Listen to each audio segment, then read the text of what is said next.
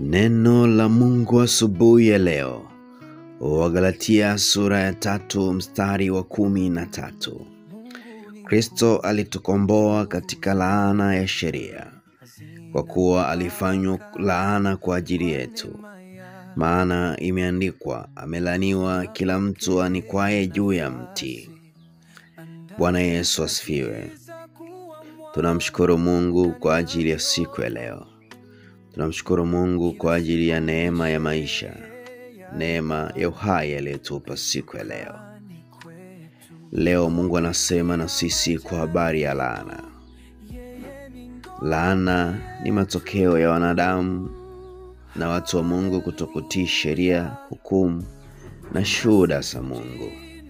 Hivyo kwa kutokutii, laana huingia ndani ya watu. Lakini laana hiyo hiyo ambayo ilishaingia kwetu miaka mingi iliyopita tokea enzi za mababu zetu, alikuja Kristo Yesu kwa ajili ya kuifuta.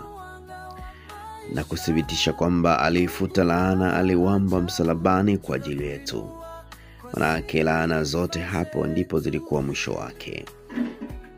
Ukiwa ndani ya Kristo ni wazi hakuna laana. Laana zote zitafutwa. Laana ni ngumu. Laana utesa, kwani laana zinaweza zikakunyima kipato, zikakunyima furaha, zikakunyima amani. Laana zinaweza pia zikakunyima hata afya nzuri. Laana zinaweza kusababisha vifo vya mapema, vifo ambavyo havijatarajiwa, vifo vya watoto na watu ambao hawajafikia umri wa kufa.